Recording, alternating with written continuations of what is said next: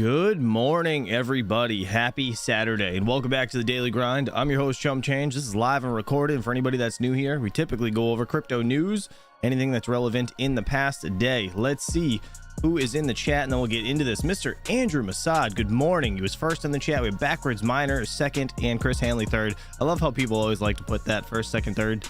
It's hysterical. Dumpster Fire, good to see you, buddy. Leo Lustig. All right, let's see who else is here. Mr. Red Panda is up. Leo Lustig says pandas do get up early searching for food. Why are you up? It's 6 in the morning. It's 9 here and I want to go back to bed.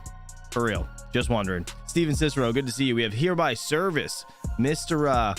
What was his name? Where is it? Hold on. Grumpy Sarge. I saw this. Good morning, buddy. Good morning. Chris Hanley, JF, Steven, good to see you, buddy. Team JFK, Hugo. All set. Let's see. Bog, it's a new guy. Good to see you, buddy. Thanks for being here. All right, let's get into this, guys. Anybody I may have missed, I apologize, but I can't read everybody in the chat. Let's see what this market's looking like. Then we're gonna get into this Dynex news, which is pretty awesome, seeing them on, or our man Mr. Yeti on the news. We have Bitcoin, $41,827. Look at that. We have Ethereum, 2272. Things are recovering a bit from the previous dump last week. We have Solana at $92. This actually hit 79 bucks. That's what I was hoping it went to, and I actually purchased it at 85 because I wasn't positive if it was going to go back down there, and it did. I actually hit it right on the head, so that was pretty cool. I don't know if anybody got in on Solana. Let me know if you guys purchased any more. We have Dogecoin under 8 cents. Let's see what else is up. Kaspa, what are we looking like? 10.5 cents. Not too bad. Oh geez, what just happened? Didn't mean to click on that. All right, anything else is popping out of you guys? Honestly, everything is pretty much just kind of chugging along sideways. Nothing too crazy. Check out crypto bubbles over here. This kind of simplifies my life a bit. This is the top 100 coins, biggest earners. Let's see. We have Manta, 17%. Looks like that's up today. That's the Manta network, $3.63. We have Sats up 13.8%. Yeah, way under a penny, but you can see it's up 13.8. Let's see. We have Sui. This is another one that a lot of people have been talking about, or it's been all over YouTube anyways. Usually when you see a bunch of videos on it, it's typically too late to get in, but $1.40. Do you guys think this has potential? Let me know. It's ranked at 47, $1.5 billion market cap. I'm not into it personally, but let me know if you guys are. Let's see. Kaspa is up 2.3. Nice. Thank you, Tyson Coin. Backwards Miner said, I've been up since 3:30 a.m. farm life. Oh god. Oh god, that's terrible. That's terrible. It's usually kid life for me. They're usually crawling in my bed about that time. We gotta fight them to go back in their own room. All right, we have Ronin over here up to $2.47, up 8.4% today. HNT, this one's been making a comeback, 8.3%. Looks like it's $7.76. Nice. All right, let's move on. Fear and Greed Index looking like 55, moving the needle just over halfway. It's to be honest, like I said, over 75, under 25, really when I care about this, but right now we're just kind of floating in unknown territory. All right, top 10 coins over here on CoinGecko by CoinMarketCap. We have Bitcoin, Ethereum, Tether, BNB, Solana, XRP, USDC, Lido Staked Ether, Cardano, and Avalanche. As you guys know, Avalanche and Doge have been playing cat and mouse for 10th place. We have about 500 million more in Avalanche as of right now for the market cap. Not too bad, but again, Dogecoin's 11th. So we have 21st, which is Litecoin. Actually bumped down from 20th. Interesting. We have 22nd place, Bitcoin Cash. I just like to check out a couple of these coins. 26th place, Ethereum Classic. Ethereum Classic had a nice run up, but it took a little bit of a pullback. Let's see. Little Time Mining says, Carlson, Alethioum, CFX, Beam, and Zeph. You love Carlson. You do. I wonder, did you make money off Carlson? Because I'm wondering. You're always pushing that coin. For those of you guys that don't know, Carlson's it's a newly mineable coin, basically, kind of a fork of Kaspa.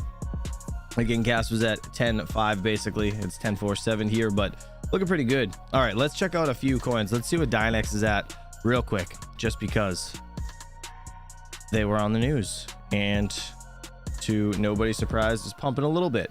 Honestly, I think it's way undervalued. 61 cents. Again, do what you guys want, but as soon as people start actually seeing that video, I guess it was posted late last night, that's my I don't know, I feel like it's just gonna pump. This thing, I mean, it was up to, what's the all-time high actually? Let's go to all-time high on Dynex. Let's just see. $1.39. Interesting. $1.39 it hit, and it's at 61 cents as of right now. Honestly, continuous growth on this chart. It looks pretty good, man. Dynex has good potential. It really does. Really does. Let's see. GFAL is doing well. Yes, GFAL is another one that I told my VIPs about the other day. Holy shit, it's up more. 9.7% today. Nice. Look at that. Over 3.5 cents. So GFAL, if you guys don't know, this is games for a living. This coin is this is a coin that I think the founder of EA Sports is the developer of this coin. So that's actually kind of a big deal. So I couldn't not imagine this thing not doing fairly well over its lifetime. And shout out to my man Luke for putting me onto this one, to be honest. So yeah, not too bad. And it's got a really relatively low market cap. It's 57 million. Really not too crazy. You guys can hold it on Tangem if you guys are interested in the Tangem wallet. CCXD for 10% off, which is pretty cool. Let's see. Can you mine it? No, you cannot mine it. Man, my throat is killing me today. My wife has a sore throat. My kids are sick, so I apologize. All right, let's get into the mining segment of things, and then we'll jump into the news because I feel like I'm going to lose my voice at any moment. We have the Windminer K9. For most of you guys that know, I like to more or less timestamp this and just be able to come back and see where we were a year from now. You know, like what were we making on these units? What was the top of the charts then and the top of the charts now type deal. So 10.3 terahash making $73.29 a day, which is down quite a bit from where it was, but it's been chugging along between 70 and 90 for the last couple weeks. We have the Ice River KS3 8 terahash unit making $55.40 a day. The KS3M 6 terahash unit making $39.15 a day. Again, this is at 10 cents kilowatt hour, so this is after electricity. Let's see. X16P, I actually have to record a video on this at some point today. I've been doing testing on this, kind of pool mining, solo mining, a couple different coins, and I want to see what I gotta like make a spreadsheet or something. I'm not a spreadsheet guy, but I'm gonna try my best. All right, $19.74 a day. This thing is a freaking beast on Ethereum Classic, but the price is too high. That's just my opinion. It's too expensive.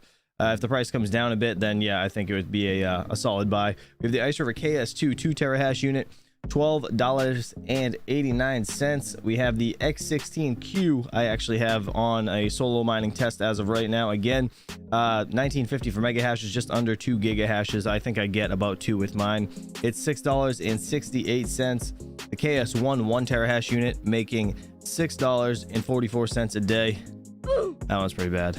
That's pretty bad. Look at the K10. The K10. What's the K10? I don't think that's here. K10? What's that? Oh, Superscalar K10. What's this? What? Hold on. Hold the phone. Why is this there? Go away. God. Find the ASIC. Get your shit together. It's annoying as hell. All right, why is there no X on that when it's like popping up in your face? What is going on here? Is this new? Or am I just slow? I might just be slow. It's totally possible. I have no idea.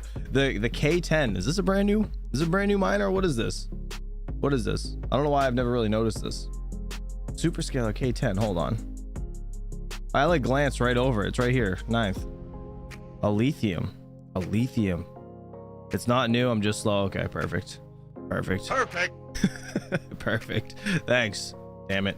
All right, anyways, I don't have this unit. I've never had one. Never used it, never talked about it, never made a video on it, never seen a video on it. So Superscalar K10, this is 403 gigahashes, I guess. Lithium's killing it, actually.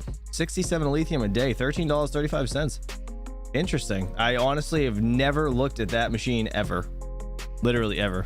Did that say Alf? Yeah, it says the lithium. 100% says lithium. That's crazy. So apparently they got apparently they got a bit stream for it. Is it an FPGA? Is that what somebody said? It's an FPGA, it's Tizen coin. Yeah, so I guess weird. The KS0 Pro, real quick, 200 gigahash unit, $1.34 a day. Bruh. That's pretty terrible, but it is what it is. 5 of those is more than the KS1. I'm still proving my point there, which is nice. The KS0 100 gigahash unit, 65 watts, 63 cents a day. Pretty terrible. All right, anyways, guys, if you're interested, I mean, I'm gonna, you know what, I gotta look into this now. That's crazy. that's most profitable on lithium. They obviously made a bitstream for it. This is annoying as hell. Can somebody just screenshot this and send this to Mind the ASIC on Twitter and be like, put a fucking X on that thing because it's annoying. But look at this, 341 terahashes. That's crazy. Crazy. Interesting. Well, there we go. Lithium is going to ASIC miners. Can't wait to see what happens there. All right, GPUs. Let's check these out. See what the most profitable coin is here. We have Ironfish, Hypera in lithium. We have Xano on top of the charts for the AMD cards. Nexa 4070 Ti Super. Interesting. They don't have the 3070 Ti on here yet. Or 3070 Super rather, do they? I think that just came out. Just came out. It just started shipping actually. I got to do a video on that as well. We have Carlson. Looks like it's on top of the charts for some things. Not too bad. Beam. CTCX is Cortex. Yep. I always forget that ticker, man, every single time. Anyways, all right. Nothing too crazy there. What are you guys mining? Let me know in the chat. All right, let's see. Crypto Mikkel, what's up, buddy? Good to see you. Good morning. Mr. Big Wooly. Well, I got to get off to a disc golf tournament. Catch y'all later. Disc golf, I'm sure is fun, but golf in general is a waste of land, at least in my opinion. All right, let's get into this. We have the news of the day. Our man Yeti made his first debut on the internet. Dynex interview with Clifford Mapp, an independent technology expert and blockchain pioneer. Hadouken for Mr. Yeti. Let's get into this, guys. Wait until the big tech guys start watching this. This is actually a new channel. I don't even know what's this channel. New to the Street TV. Actually, no, it's not a new channel. Holy shit, they got 997,000 subscribers. I lied, that is not new, but I thought it was going to be like on an actual news channel. I think it will be in the next couple of days, so let's do it.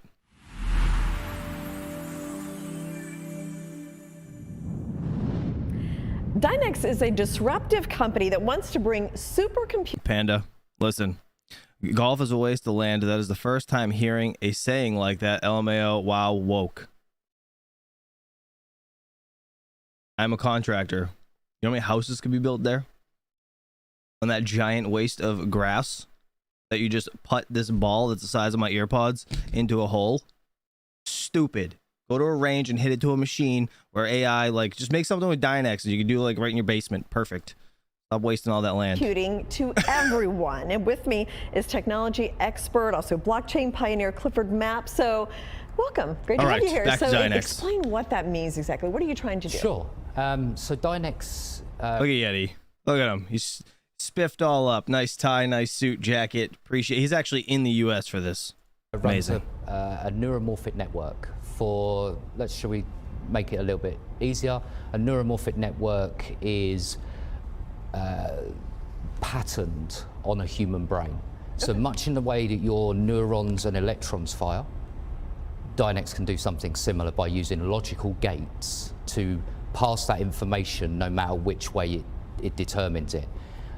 It can run at quantum level efficiency, which is super, super rare in anyone's case to do it on existing equipment. Normally you would need expensive.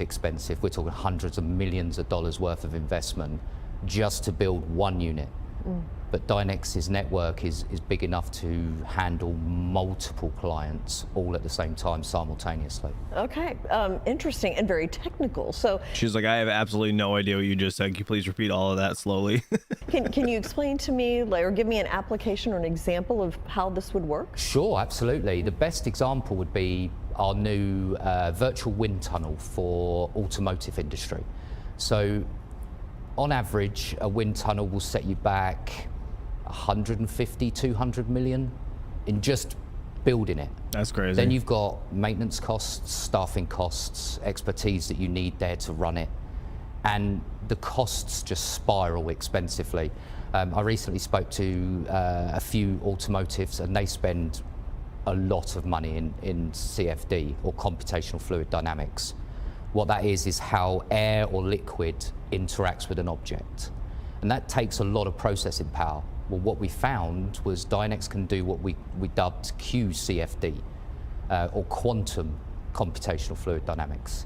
And what we found is that it will give that efficiency and make it a real lot cheaper when it comes to the end user. So if an automotive car company that's maybe smaller, that can't afford a wind tunnel, now has access to that service to use, and the costs will be very, very reasonable compared to renting a physical wind tunnel. So it's a really interesting project at the moment. So they can kind of outsource you to get this answer with all of this data that you're computing, and you can help them further their business that way. Yeah, absolutely. So the way that the Dynex network works is that you send in a job through the Dynex marketplace.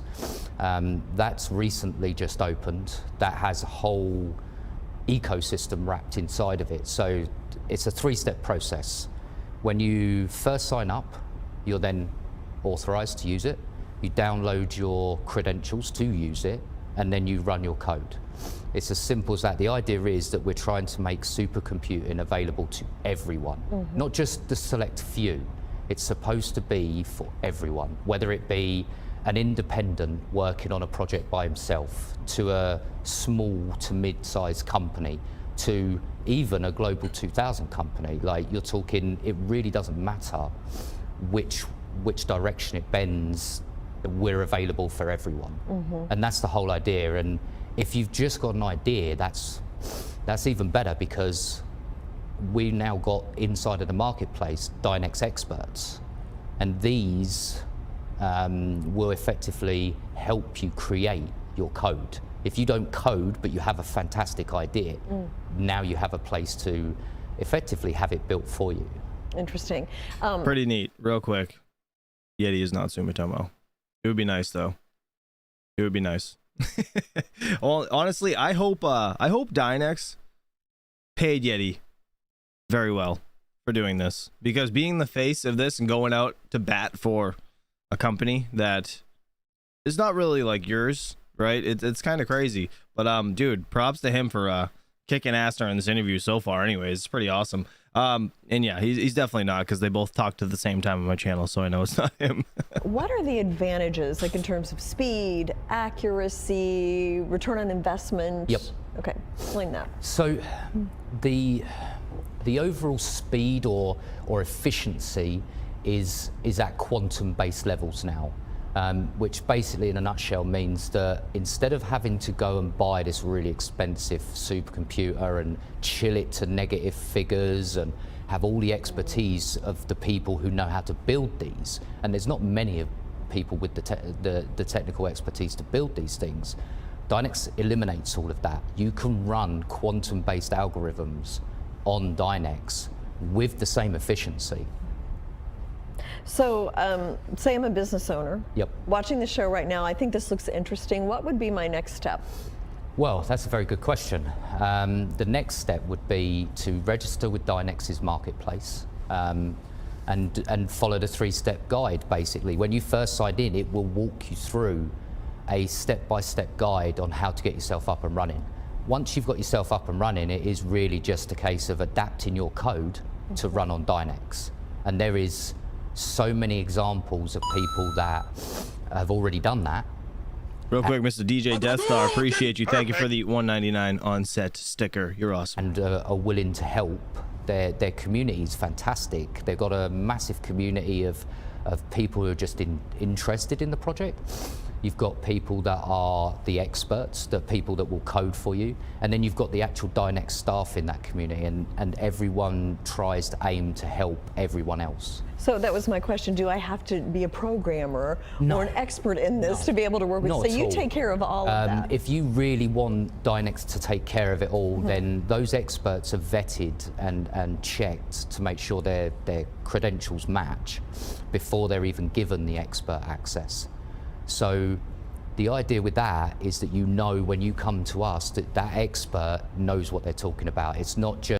I just wanted to confirm that QR code actually does take you to the Dynex platform.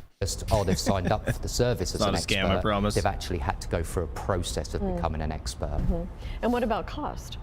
Well, cost is a really interesting one, because obviously it scales depending on how hard you use the service. But for example, we know that running what we dub transfer learning, and that's basically, think of it like a human brain. You learn during the day and it goes into your frontal lobes and into your short-term memory. And then at night you sleep and that gets transferred into long-term memory. Well, we do that synthetically now with our service. And that takes anywhere from 3 to 5 minutes and costs no more than $8 a run. So it's the barrier to entry for even a small person or a company wanting to use this is very affordable. And again, we come back to the supercomputing for everyone. That truly is our motto, is supercomputing for everyone, to allow that cost barrier to be as low as possible. Because we know that when you get started in a business, you can't afford $10,000 a run or $25,000 a run. You need something affordable that scales with you. So as you scale and need more compute, then obviously your costs would increase. But fundamentally, if you program it really efficiently, your costs would be very, very low. Now, you mentioned the wind tunnel. Would there be other industries where this would be applicable? Yeah, I mean, we've already looked into a few other sectors. Medical is one of them, because we've got a quantum-based image recognition system that can be trained in order to identify things like cancer. That's huge. This is huge. Genetic problems in your makeup. It could be used to do blood work. It could be used for even things like pharmaceutical, medical applications, like what would happen if you took this medicine and waited 10 years? Well, normally those sort of test runs would have to wait for the 10 years. But what if you could simulate it and actually take 10 years but simulate it in 10 minutes? Would you be able to know a drug's safe? That's crazy. 10 years into 10 minutes just because of AI. Or not safe quantum to use, computing. or do you need to change it because there's too many side effects, shall we say? So it's a really interesting thing. There's so many different industries, and financial is another one that people have looked into. Predictive models and so forth for potentially the stock exchange. It really can be used in whichever way you can genuinely think about it. Okay, absolutely fascinating. Thank you so much, Clifford, for coming. That's awesome. Shout out to giving Mr. us Yeti. at least an overview. Absolutely. That's great. That's great. I'm so happy he actually, dude, I would have been shitting my pants. He lost her. You know how like you say you had me at hello? He lost her at hello, 1,000%. She had no idea what was happening. But you know what? The thing I wish that he talked about a little bit, or he mentioned, was crypto. Just a little bit, because crypto wasn't really mentioned at all. But it really wasn't about crypto. It was more about the quantum computing aspect of things. So I get it. Huge shout out to my man Yeti, dude. Hadouken to you. Appreciate you for sticking up for everybody over at Dynex. It's amazing. All right, CNBC Crypto World. Let's move into the news of yesterday. See what was going on. Crypto prices effort a comeback as Bitcoin soars 5% to close out the week. Let's see what they got to say. Today, the crypto market stages a partial comeback from this week's sell-off. States look to restrict Binance US's operations, and Andy Bromberg, the CEO of the crypto wallet Beam, explains why he thinks spot Bitcoin ETFs step away from the ideals of digital assets. Eat shit, Gary. Hit that like button, guys. I hate asking, but YouTube makes me. Thank you. Welcome to CNBC's Crypto World. I'm Mackenzie Sigalos. Digital currencies are efforting a late-stage comeback to close out the week, thanks in part to some signs that the outflows from the Grayscale Bitcoin Trust might be tapering off. We'll walk you through that in just a second. By noon Eastern, Bitcoin traded a touch below the $42,000 mark, just days after it sank as low as the $38,000 level. Ether also regaining some ground this morning, trading at $22.78, while Cardano jumped to 49 cents. Today's gains helped push Bitcoin back into the green for the week, up just 0.2% in the past 7 days. Ether, meanwhile, was hit hard by this week's sell-off. It's down about 8.5%. Now, over on Wall Street, crypto-focused stocks were on pace to close out the week in the green. By noon Eastern, Coinbase, Marathon, Riot, and MicroStrategy all trended higher. Okay, let's talk about some of the top stories. JP Morgan thinks that the worst of the ETF selling pressure on Bitcoin might be over. In a research note on Thursday, the investment bank said that investors taking profits from the conversion of the Grayscale Bitcoin Trust has likely been a driver of Bitcoin's recent correction.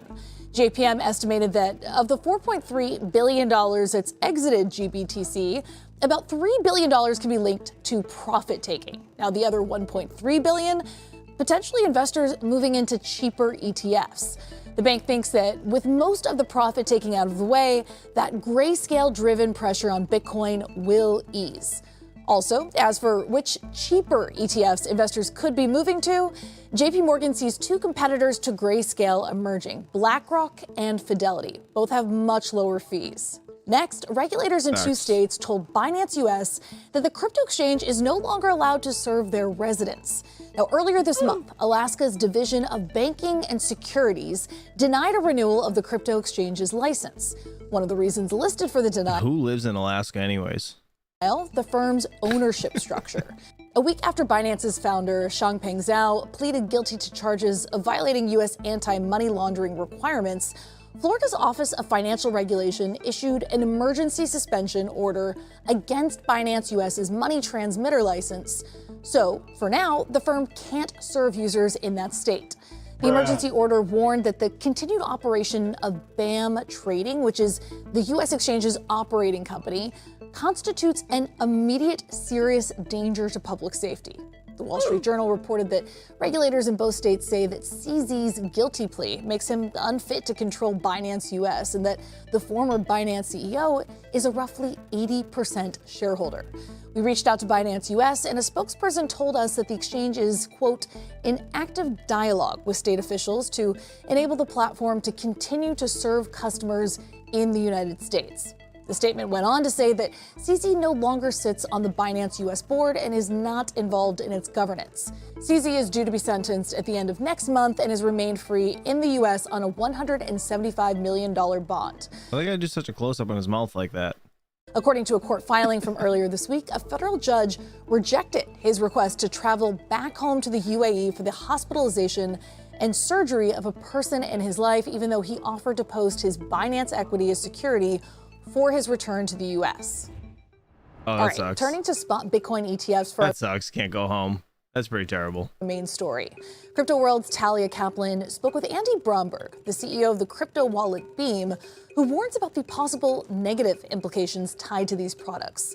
He also explains his company's new acquisition of an app that lets people pay for online purchases using stablecoins at places like Amazon and more. Last time Does anybody use the Beam wallet? Let me know in the chat. we spoke was in September, Oh my and you God. seemed confident that spot Bitcoin ETFs will win approval. Sure enough, you were right, and now these spot ETFs are trading in the US. Now, the move is widely considered a win for Wall Street, but apparently not everyone thinks the approval of these products is good for crypto. I actually read an article where you were quoted as saying that these ETFs are stepping away from the ideals of crypto and that they could give traditional financial institutions excessive influence over the market. Can you elaborate on those points? What do you That echo makes her sound so much louder. I've never used the Beam wallet though. Some people have said they have used it. Is it good, or has there ever been issues with it? Anybody know? think could happen to crypto with these approvals? Yeah, it's a great question. I mean, I think unequivocally, the Bitcoin ETFs, the spot ETFs are good for crypto. It is good to be able to expose more people to technology, good to expose more people to the markets, good to bring it to a wider audience. So I think that's all good. But I just think it's really important at the same time for us to think about the possible negative implications. It's easy to get caught up in all of the excitement, which is warranted at some level, but there are negative implications. And for me, I think the biggest negative implication is that the core promise for me of crypto, of Bitcoin, is this idea of self-custodial products where you have ownership of your own money. That is the whole dream of the technology, is people being in control of their own money. And these ETFs, while they are great, they are the creation of a financial instrument where someone else owns your money and you have access to it in the form of, this publicly traded share on this stock exchange. And that's all well and good, but it does get away from those original ideals, which I think is really important to remember. My hope is that the industry can use the Bitcoin ETFs as sort of a top of funnel, that people can become interested in technology, hear about it, get access to it for the first time, maybe through these Bitcoin ETFs, if that's the easiest way for them to get access to it, but then go down the rabbit hole and learn about what the technology is actually about and begin to own it themselves and really use it themselves in a truer way to the core ethos of the technology. And I think what's a little bit interesting about it and different from other ETFs is that most ETFs out there, the asset that underlies the ETF is not a consumer product directly. It's not something people themselves actually need to own and use. So you think about an oil ETF. Well, sure, oil is a part of my life in that I use it for different things, but it's not a product that I would go out and want to own myself, right? You might use it for something, but it's not a product that you'd want to own. Whereas Bitcoin is a consumer product. It is a thing that people should have and own themselves. And I think if they only own it through the ETFs, then they might be missing out on some of the core promises of the technology and of the product. Facts. Made to be decentralized, and what they're doing is making it centralized by having ETFs. So what do you think is the solution to this negative implication you outline? I think the solution is a couple-fold. One, as an industry, for those of us who are working in the crypto industry, which I certainly am and others are, we should be building products that are easy enough to use that someone who only has the expertise to go and buy a Bitcoin ETF in their brokerage account feels comfortable using an actual crypto product as well. And that's something that hasn't really happened yet in a broad way in the industry. There's lots of crypto products out there, but many of them serve crypto native people who are really inherently interested in the technology and want to get into the nitty gritty. And we need to see a wave of products that are usable by mainstream consumers who might get their interest caught by the Bitcoin ETFs and then want to go and use the products. The first thing is really a call to industry that we have to go and build those products. And the second thing is a call to the people who are participants in the Bitcoin ETFs and going and buying it, which is that I would hope that they exercise curiosity, that maybe they get into it because they're interested in the price or they're interested in getting exposure to the asset class. And that's great. But I would hope that many of them go and take a step further and say, well, why is this asset class interesting? Why is this technology interesting? Is this product something that I might want to use independent of my ownership in the Bitcoin ETF? And I might want to actually go and play around with this technology. And my hope is that people will actually do that. So for us to mitigate these negatives that come with the many positives of the Bitcoin ETFs, I think on one side, the industry has to build better products that are usable by mainstream people. And then everyone who's in the mainstream who's using these products or getting access to Bitcoin for the first time through the ETFs, I hope exercises some curiosity and tries out some new products. So what do you think is next for crypto now that these spot Bitcoin ETFs are live? Well, first of all, on the Wall Street side of things, I hope that it does lead to more ETFs for other crypto assets and people get access to more things beyond just Bitcoin, which I love, but I think there's many others out there that people should be able to express their opinions on. You know, in what she wrote about the Bitcoin ETFs, Commissioner Hester Peirce from the SEC said something really interesting. She said she was celebrating the approval of the Bitcoin ETFs, but she wasn't celebrating them, and this is what she said. She wasn't celebrating the approval of the Bitcoin ETFs because she loves Bitcoin. She said, my opinion doesn't matter. I'm just one regulator. It doesn't really matter what I think of Bitcoin. But what I'm celebrating is that the American people now have a right to freely express their opinions on Bitcoin. And they can now buy into it if they want to buy into it via these ETFs really easily or not. And they can express their opinions. And that's something to celebrate, is the ability for this free market capitalism, opinions to be expressed by the markets. And so that's what I'm excited for. We're seeing this first with the Bitcoin spot ETFs, hopefully with other crypto assets as well. And my hope is that, the American public will have a chance to express their opinions in the easiest way possible for them on each of these assets from a market perspective. And so I hope there's more of that to come. And then aside from that, I would just go back to what I said earlier, that I hope the industry uses this moment as a catalyst and recognizes that these spot Bitcoin ETFs are going to lead to many new people having ownership in a crypto asset for the first time. That's really exciting. But from my perspective, that matters most if we are able to then take those people and get them, not all of them, but some percentage of them through some funnel to go and actually participate in crypto directly, owning their own assets, taking advantage of the many products that exist in the crypto industry, and being able to do more than just get the financial exposure to the asset. Now, I want to quickly touch on Bitcoin's price. In the hours following the landmark decision, Bitcoin hit $49,000 and then dropped most recently as low as the $38,000 level. So what do you think is happening there? Yeah, well, of course, crypto and Bitcoin are extremely volatile markets, and we have to always recognize that.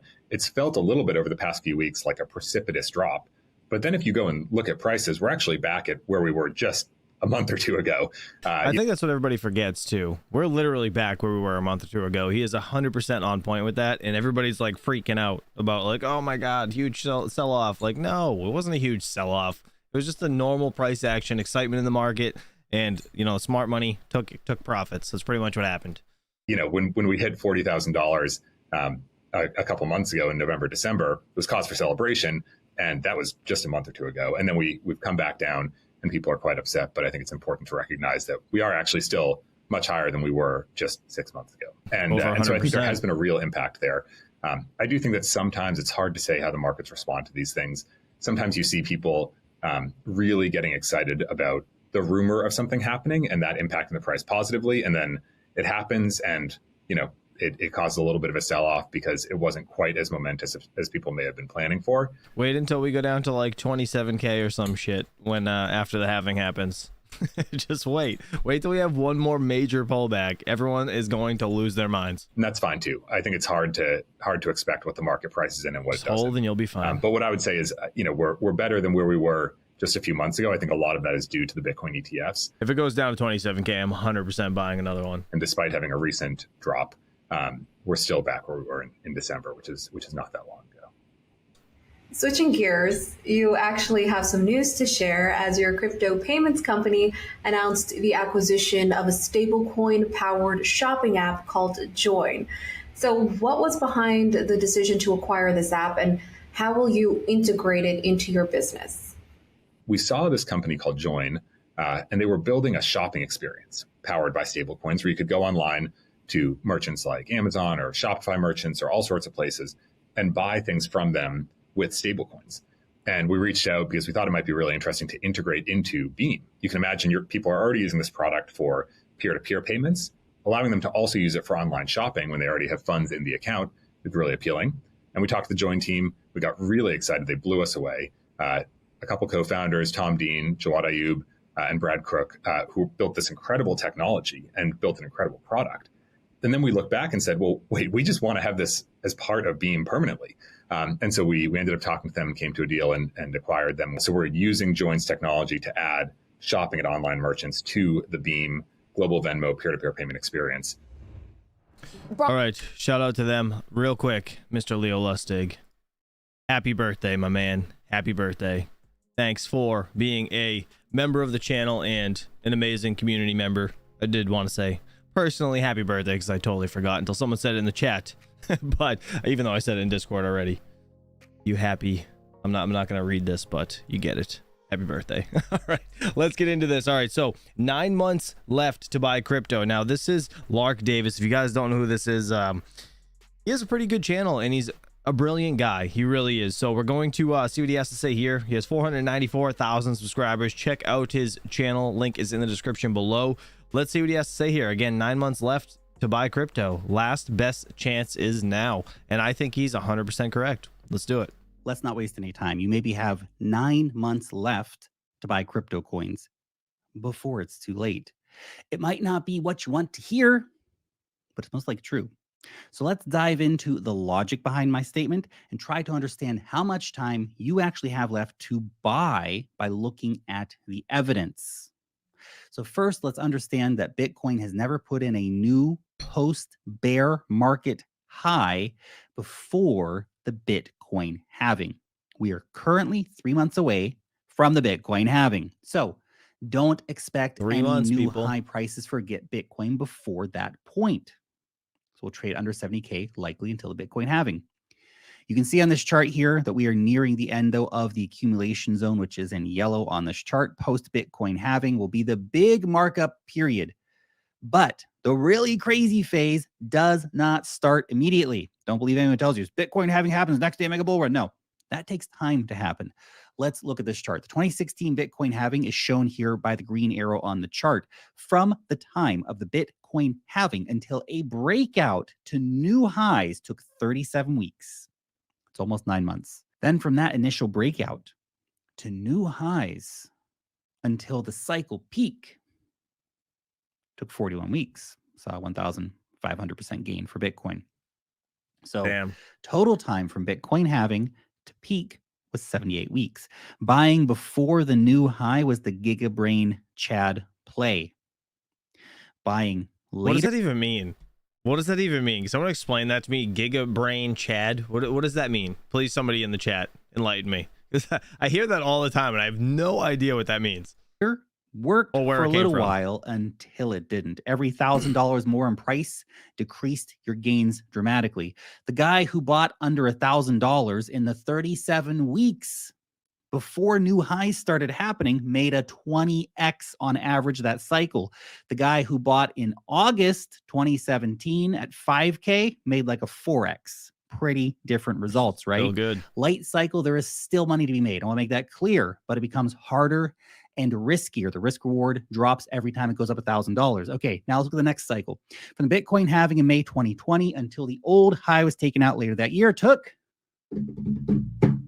31 weeks, pretty close to the 37 weeks of the previous cycle. So things moved a little bit faster in that regard. The first major market peak happened 17 weeks later, after which we saw a massive, dramatic, crazy, brutal 50% crash. But the cycle was not done yet. Oh no, Bitcoin had more in store. Before we get into that, though, if you are not yet signed up to the Wealth Mastery newsletter, then you need to check it out. Much more. Right. Use the link in the description. All right. Check it out. Thank you. Skip shill time real quick. All right, I'm going to Google Now that. back to the charts.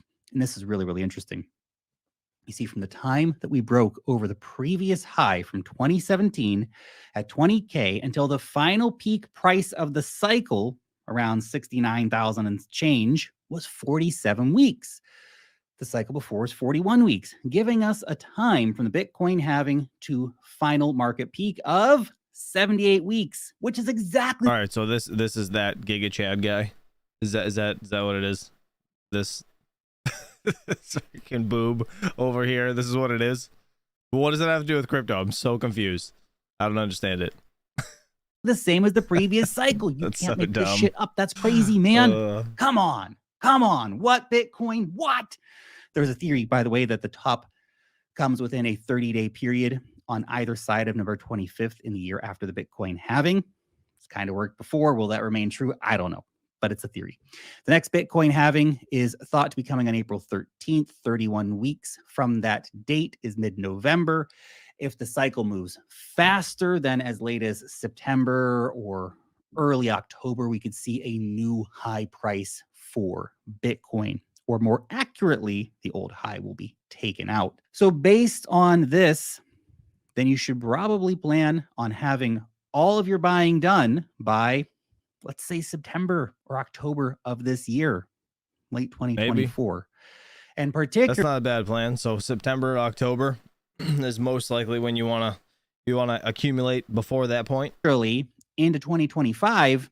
I don't think he's wrong. Really, when to be you want to honest. be buying anymore, unless you're just buying Bitcoin every week, $50 till the cows come home, till you die. Okay, that's different. But the positions you build over the next few months or have built over the last. Yeah, that's a good point. As if you're DCAing, like, $50 a week or whatever you can afford, right? $10 a week, doesn't matter, $5.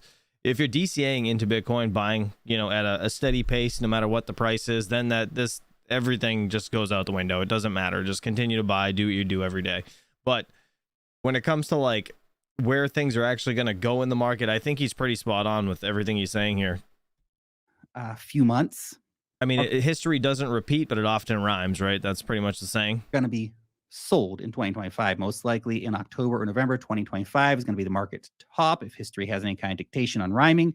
Bitcoin will top first. Watch for things like the monthly RSI to hit over 90 or the Pi cycle top indicator to flash the sell signal. In 2021, the Pi cycle top flashed on April 11th, signaling that Bitcoin's rally was finished. Altcoins topped during the following 2 to 4 weeks. Now, look, there was another You kind of lost me on this chart. Real quick, Mr. Retro Mike in the chat. Appreciate the $4.99 super chat. He said, Giga Brain Chad is slang for the brain prioritizing retention of useful details and dropping irrelevant details. Oh. Okay. Later in 2021, Thanks for but you super could have chat, just buddy. sold in April 2021, walked away with giant profits, and just sailed on your yacht for 2 years, waiting for the bear market to bottom out. I thought it just like all the brain retention just went to that guy's chin. Anyway, that big El Salvador legal tender thing, that got us a second high in October, November of 2021. Altcoins topped again within 2 or 3 weeks following Bitcoin's top. So when the time to sell comes, you have maybe 2 to 4 weeks max to exit all markets before the time of pain comes again. That is not the time to buy, to be clear. The time to buy is laid out in this video is now and probably for the next 6 to 8 months. After that, we switch into selling mode, laddering out as the prices continue to go up, trying to be basically out of the market by late 2025. Also, thought unstake early enough in the cycle. Many staking coins require weeks to unstake. Don't wait until last minute. You know, that's a good point too. You guys got to have a plan, right? So like this time, right? I think I could speak for a lot of us here that a lot of us actually held all the way up, or we bought and like mined and whatever we did all the way up, and then we just held it, and it just well, the past 2 years have been total shit, right? Everything is just down, still holding our stuff, wait until it goes up. You guys got to make a goal, okay? When you hit that goal, make sure you cash out, take profits. Please don't just hold it, because if you just continue to hold it, you're gonna, I mean, you can do that. It's definitely not impossible to make money that way, but it's just, you got to have goals, right? Like my goal, pay off the house. As soon as I get that actual initial money that I need, I don't care if I have to sell it all, I will sell it all. That is my goal, and then I'll start over. You know what I mean? Maybe you want to unstake about 6 months after we pass over the previous all-time highs, okay? Believe me, selling the peak is going to yield a lot more money than getting a few extra percent in coins from your staking yields. Straight up. Look, once we pass that previous high, then you need to start to think about not just buying anymore, but selling. Again, yeah. When we hit that previous high, like 69,000 or whatever we get to, as soon as we break that, you guys got to be like ready, because hey, if this thing goes to 100K, if it gets stopped there, it's going to probably rip back down pretty quick. If it goes through it, it's probably going to blow through it, right? To like 120 or something crazy. But that's just my opinion. That's what I think is going to happen. So you got to just be prepared and get ready to get it out, right? And that doesn't mean keep your shit on the exchange. Please don't do that. But you know what I'm saying. And Mr. 100A, appreciate the $10 super chat. He said, what are your thoughts on buying something like an S19K Pro this close to the halving? I think they're pretty decently priced, actually. If you are interested, go to terrahashes.com. They actually have a pretty decent website now for the guys over at Terra Hosting. Mr. Hawk Crypto will get you a decent price. But I bought one. I did personally buy an S19K Pro. 120 terahash unit, and my plan is to just flip it in the bull run, right? When people are going nuts, these things are going for double, I'll just sell it. I mean, it only makes like $4 a day right now. It's really nothing crazy, but after the halving, I think it'll be worth it. Flip the switch in your brain. We're not buying anymore. Now we're selling. To start laddering out gradually and looking again to fully close those positions into the euphoria, into the greed. When the Coinbase app hits number 5 on the top downloaded apps, Crypto.com on the top 10, media starts talking about it. Sports stars are talking about it. Late night TV's talking about it. Everyone's getting hilariously rich, including you if you sell. Now, with all that being said, please keep in mind, there will always be new opportunities, even very late stage in the bull market. Okay, I'm not saying there's not going to be. There's going to be new meme coins that pop up out of nowhere and make instant overnight millionaires. There'll be new DeFi farms, new airdrops to farm. There's going to be new token sales, all kinds of stuff. Okay, new listings, whatever. New narratives will pop up.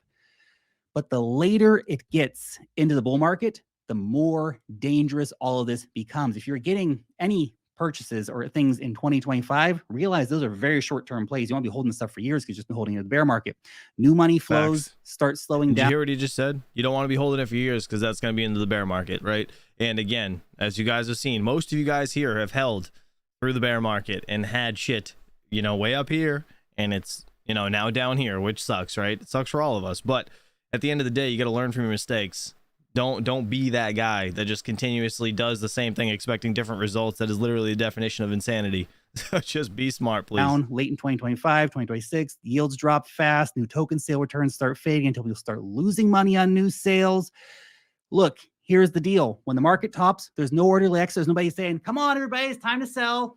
Get in line, go this way. No, it's chaos. Right. The only ones who will do well are the ones who sell at a profit and resist reinvesting everything back into coins that are about to drop by 90%. The greed. He's so right. He's so right. It's really just dry what he's saying, but it's 100% true. Euphoria in the market. They are going to be doing everything they can to fuck you up. They're going to try to trick you into betting more for longer. Oh, look, everything's up thousands of percent. Quick, let's remortgage the house and invest it. No, don't buy the top. The vast majority of new crypto investors are going to arrive during this period. I hope that you see this video in 2025 if you're that person. But those people are not here now at the time we made this video. Facts. And they'll not be here until there's a wild frenzy Facts. of FOMO taking place and prices are soaring and going crazy. And almost everyone who buys crypto in 2025 will be buying at the wrong time. Some people will make money. A lot of people are going to lose money. Are we all on the same page here? I think max voltage should shave completely, look nice and just like this guy, and just do these videos. Zoom in a little bit, get a little bit of swearing action, and give us advice. That's what we want. Max voltage, please make that video. They'll be stuck as the markets This is start what we imploding, want. as This is what DeFi people starts want. crumbling, as mass liquidations start happening, as sell-offs lead into a year of pain, as exchanges start collapsing. It's all going to happen That's what we again need. and worse. Honestly, if Max did videos like this, I 1000% believe that he would blow up. I do. I truly do. Okay? You do not, I repeat, you do not need to be here for that pain. You don't need to watch this car crash happen. You can sell and sail away with your wife and your kids on your new yacht. And while I will continue to track new coins and new airdrops and new farms, new opportunities, of course, throughout 2024, throughout 2025. I will never understand people buying yachts, by the way. It is such a waste of money. I mean, I don't know, maybe if you're gonna like live on the water and shit, but like unless you have like ungodly amounts of money, that's crazy. It's crazy to have a yacht. What do you do? Like, really? I will I not don't likely know. be buying More much things to buy. starting from Q4 Better things to buy. this year. 2025, I will likely buy very little again. There'll always be some new narrative to chase, but generally not going to put a lot of money in. It's selling time. There'll be outliers, but it's selling time for the most part. By that stage, most things will be too late to buy. The risk is too high for too little potential reward. I will either Facts. sell and take my profits, or the market will take them for me, write it down, get it tattooed. I don't know. But remember that. So there's the game plan backed by evidence. Do not come back here crying to me when you fuck this up again. Dude, Please. he's literally just swearing Don't up a fuck this storm up. today. You can do it. You will do it. I believe in you. Shout out to Mr. Lark Davis. That was actually a really good video. I did not watch that prior, so shout out to him. I really do believe that Mr. Max Voltage should make a video like that. And I want to give you guys a little bit of this real quick. This is the this is the feeling of what goes through your brain when Bitcoin first starts to surge and then it starts to take a pullback. This is what happens.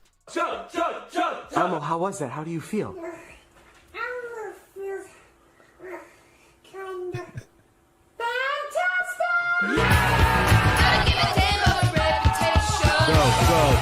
Go, chug, chug. And then it starts to crash. Oh my god, is that Elmo? And then you commit suicide, and that's it. End of Elmo. Seriously, though, guys, you gotta please pay attention. Take profits and don't ride it all the way down like a lot of those people. All right, let's recap stuff. What do you guys want to talk about? Mr. Yeti is famous. Amazing. Absolutely amazing. Let's see what the price of Dynex is doing. Hopefully I made some of you guys laugh. That's great. All right, look at this. 62 cents right now. Dynex severely undervalued in my opinion, but you guys do what you want. The max chart, let's see. Max, it has been on a downwards trajectory. Hopefully it turns itself around though. Let's see. What's up, Mr. Yeti? Good morning. Good morning. Chase that dragon, Elmo, says Tyson. Oh, Tyson, you're a mess. You are a freaking mess. You know that? How's this Myro coin doing? I actually just I put like $100 into this, $150 into this. Myro coin, I think I heard. All right, some videos out there. Binance might be pulling this listing on Monday. I don't know if that's true. I have no idea if that's true or not. But you can't deny that this all-time chart is just like insane. And it looks like it's making some sort of flag right now. So I don't know. We're going to see what happens here. We're going to see what happens. This is, again, a meme coin. I think it's like is it the developer of Solana maybe? I don't really know, to be honest. It's somebody's dog. That's all I know. It's a freaking another shit meme coin that means absolutely nothing. Has a $162 million market cap, but has a potential to make you a bunch of money. And this is where you're going to make money, to be honest, people, in stupid coins. I'm just being honest. So check it out. Be careful though. Be careful, please, with any coins like that. What's Alethioum looking like? Alethioum is down 5.17% today, under $2 again, $1.98. Crazy. Any other coins you guys want to look at? Let's look at ETC POW. Somebody mentioned this the other day. I mean, earlier in the chat. This, let's see, it is up 2.3% today. This coin, I think, is going to die. It's my opinion. I hope it doesn't, but I have a feeling it will. I think they need to implement mining soon. We need to be able to mine this coin. Can't mine this coin, I think it's gonna die. Apparently their nodes aren't actually real nodes either. I don't know how true that is. Does anybody know? Yeah, guys, give me 26 more likes, please. Like, if I had cleavage, I'd show it, but if you would hit the like button, I'd appreciate it. All right. We don't have anything crazy going on. Nothing really jumping out at me. Are there any coins, like low coins, that you guys are jumping into? We're gonna raid Crypto Mikkel in just a second, but I want to know, do you guys have any coins that are on your list, or what are we gonna invest in for this next bull run? Render seems like a decent one to get into. Say, I guess, a good one. Sui would be a good one, right? I'm not into any of those. I was into Render and I sold out, but I would like to know what your guys' check is. Wow, I mean, I could help you, but I look like and feel like death. This pocket change, absolutely not. What is wrong with you? I hope you feel better though. My throat sucks right now too. It's pretty terrible, not gonna lie. Let's see. Neox. Why do you always put that money symbol? Is that money symbol in the ticker? Oh, that was not the right. Is it really in the ticker? The money symbol? I thought it was just Neox. All right, this is Neoxa, if you guys don't know. Let's see, what's our max chart looking like? Max chart, I mean, it's below as of right now. It is higher than it was, right? It's been on a, what is happening? No, that is not the max chart. That is the max chart. There we go. All right, so it had a huge run up, obviously, and then it kind of just stabilized. And ever since their master nodes, which were, where were the master nodes? Was it November of this year, or was it before that? Does anybody know? I think it was November, if I'm not mistaken. And it's been doing pretty well, honestly. I want to get I do want to get a master node, to be honest. RXD Radiant is going to pull a Kaspa. Mr. Aussie, appreciate you for the super chat. $5 super chat. ASICs are coming online. Stacking my bags now. Hell yeah. If you guys look, actually, this Super Scalar K10, this is an FPGA, but Lithium is here on the list, which is crazy. That's crazy. It's the first time I've seen a Lithium on a ASIC kind of thing, right? Well, it's FPGA, but I'm assuming ASICs are coming slowly if this is happening. So stack your bags, baby. We're going to the freaking moon. Eat shit, Gary. All right, let's see. Love the karate combat. Oh, you know what? All set. That's a good one to talk about. Let's see. I haven't looked at that ever. Is it combat? Is that how do you, I don't, oh, it's C-O-M-B-A-T. Is that how you spell it? There we go. Oh, it's karate. That's what it is. Okay. All right. I don't know why I thought it was a K. I thought they spelled it weird, but they clearly don't spell it normal. All right. So karate is apparently is that the ticker? I assume.